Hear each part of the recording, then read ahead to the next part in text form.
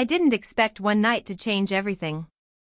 It was supposed to be just another weekend gathering, some old friends, music, laughter, and memories. Nothing more.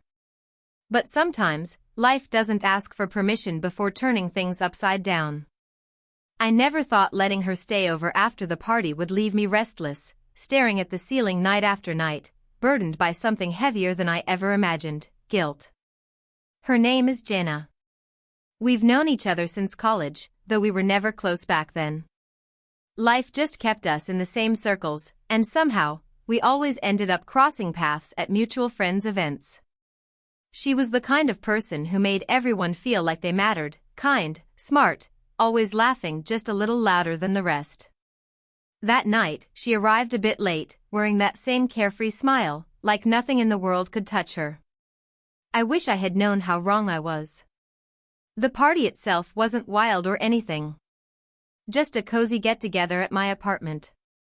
Music playing low, pizza boxes scattered on the coffee table, and people dancing in the kitchen. It felt safe. Familiar. When the night started to wind down, people left one by one, some calling rides, others just walking out with sleepy smiles and tired hugs. But Jenna? She lingered. It was raining outside, and she lived across the city. She didn't ask to stay. I offered. I thought it was harmless. Just a friend needing a couch for the night. She hesitated for a second, then smiled and said, "If you're sure." I didn't think twice. I set up the couch, gave her a spare blanket, and even left a bottle of water beside her. She thanked me softly. We talked for a few more minutes, just small things, nothing deep. I went to bed without any worry. But since that night, I can't sleep. It's not because something happened in the way you might think. It's what came after. Something she said. Something I saw. And something I haven't told anyone. I've been walking through my days like a ghost, stuck between wanting to forget and being scared of what forgetting might mean. The guilt isn't just from what I did, but maybe also from what I didn't do. There are moments burned into my memory now, her voice in the dark, the look in her eyes the next morning, the message she left me days later. I replay it all over and over, wondering what I missed. Wondering if I could have changed something. Because now, no matter how hard I try, I can't sleep at night. This story isn't about love. It's not even really about friendship. It's about a choice. A moment. And the ripple effect it can have on someone's soul. I thought it was just a simple act of kindness, letting someone stay over for the night. But I've come to realize, nothing about that night was simple. And if I could go back, I'd do one thing very differently. It all started making sense a few days later, though at the time, I didn't realize anything was wrong. After Jenna left that morning, she seemed off. She didn't eat breakfast, barely made eye contact, and when I asked if everything was okay, she just said she was tired. I believed her. Or maybe I just wanted to believe her. She hugged me goodbye like she was holding something back, and I didn't press her. I wish I had. Later that day, I found her scarf still lying on the couch. I texted her to let her know, expecting a quick "thanks, I'll grab it later." But she didn't respond. Not that day, not the next. When I finally did hear from her, it wasn't a call or a visit. It was a message, just one sentence. "I'm sorry if I made things uncomfortable." No explanation. No follow-up. That's when the pit in my stomach started growing. I kept going over the night again and again. Did I say something wrong? Was she uncomfortable staying over? Did something happen that I wasn't even aware of? The more I thought about it, the more I realized how little I actually knew about what she was feeling. And then another thought hit me, what if something had happened to her that night, and I missed it? What if I was the only one who could have noticed, the only one who could have helped? That guilt is what keeps me awake now. The idea that I was there, right beside someone who might have been silently crying out for help. And I didn't see it. Or maybe I chose not to. The silence between us has grown heavier with each passing day. And the worst part? I'm starting to think there's more to that night than I ever imagined. I tried to brush it off at first, maybe she was just dealing with something personal. Maybe it had nothing to do with me. But the silence stretched into a week, and then I started hearing things from mutual friends. Jenna had pulled back from everyone, skipped a birthday dinner she was excited about, and stopped replying in group chats. That wasn't like her. One friend casually mentioned she'd been different since the night of the party, and my stomach dropped. I kept quiet, not knowing what to say, afraid of what I might hear if I asked too much. Then something strange happened. I got a letter. Not a text, not a call, an actual handwritten letter left at my door. No envelope, no name. Just a note that said, "You weren't supposed to forget. Some things leave marks even when no one sees them." That was it. I recognized the handwriting. It was Jenna's. That letter made everything feel heavier. What wasn't I supposed to forget? What marks? And most of all, what had I missed? That night was burned into my memory now, but suddenly there were blank spaces, tiny moments I'd never thought twice about. Like the way she froze when someone hugged her goodbye too tightly. Or how she locked the bathroom door and stayed inside longer than usual. I didn't think it mattered then. But now, it all feels connected. There's this voice in my head asking the same question over and over: was she trying to tell me something that night? Did I look away when I should have paid attention? And if she did need help, why didn't she say anything clearly? Or maybe she did. And I just didn't listen. Now, it might be too late. I couldn't shake the feeling anymore. That letter haunted me. I started going over every detail from that night, almost obsessively.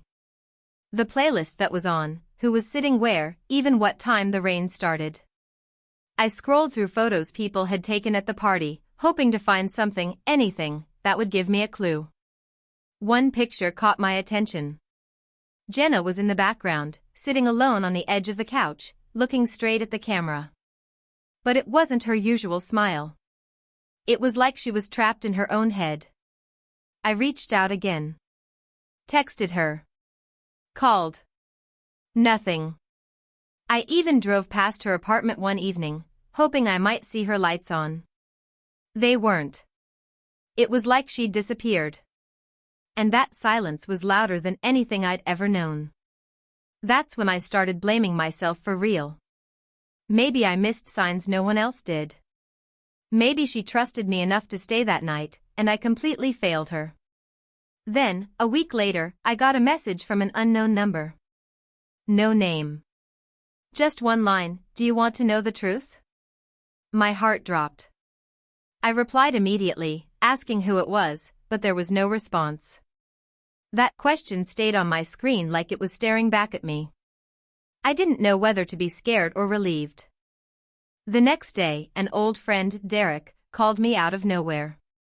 He was at the party too, but we hadn't spoken since.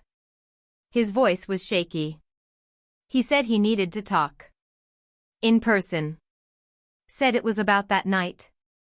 I agreed, not knowing that the truth I was chasing was a lot darker than I was prepared for. And as the pieces started falling into place, I realized someone had been hiding something all along.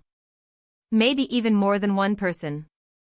When I met Derek the next evening, I could tell something was eating at him.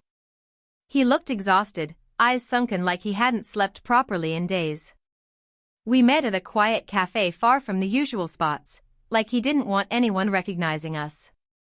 He didn't waste time on small talk. He jumped right in and said, "That night, something happened after you went to bed. And I've been trying to forget it ever since." I froze. He said Jenna was still awake after everyone left. He'd gone back into the living room to grab his charger and found her standing by the window, arms crossed, staring out at the rain. They talked briefly, nothing deep. But then she got a call. According to him, it was short, but it clearly shook her. He couldn't hear what was said, but after she hung up, she looked terrified. He asked her if she was okay, and she just said he wasn't supposed to find out. Then she asked him not to tell anyone she'd stayed over. I was confused. Who was he? And what wasn't supposed to be found out? That's when Derek looked at me and said something I didn't expect. I think Jenna was being watched. And not just that night. He told me that weeks before the party, Jenna had mentioned someone from her past reaching out again, someone she had blocked. An ex, possibly. She didn't say much, just that he used to mess with her head. Derek assumed it was nothing serious. But now, looking back, he thought maybe she had come to the party that night not just to have fun, but to feel safe. To get away from something. Or someone. And then he told me one more thing. He hadn't come forward earlier because the morning after the party, he saw someone parked across the street in a dark car, watching. He thought it was strange, but now he was convinced it was connected. And when I checked my building's camera footage from that night, I saw it too. A car. Engine running. Parked there for over 2 hours. My heart sank. If Jenna had been trying to hide, she hadn't succeeded. And maybe by letting her stay over, I unknowingly led someone straight to her. After seeing the car on the camera footage, everything inside me shifted. I wasn't just worried anymore, I was scared. For her. For myself. I didn't know what I was stepping into, but I couldn't walk away. I reached out again, this time leaving a voicemail. Jenna, if you're in trouble, please let me help. I know something's going on. You don't have to go through it alone. That night, I barely slept. Around 3 a.m., my phone buzzed. It was a text. No name, just a number I didn't recognize. But the message? It was her. Meet me tomorrow. Same cafe. Noon. Don't tell anyone. My heart was racing. I showed up early, nerves twisting my stomach into knots. She arrived right on time, hood up, eyes hidden behind sunglasses. But her voice cracked when she said my name. We sat, and slowly, she opened up. She told me the man she was scared of wasn't just an ex, he was someone she used to work for. Someone with money, influence, and a temper. Their relationship had started behind closed doors. By the time she realized how controlling he was, it was too late. She tried to leave.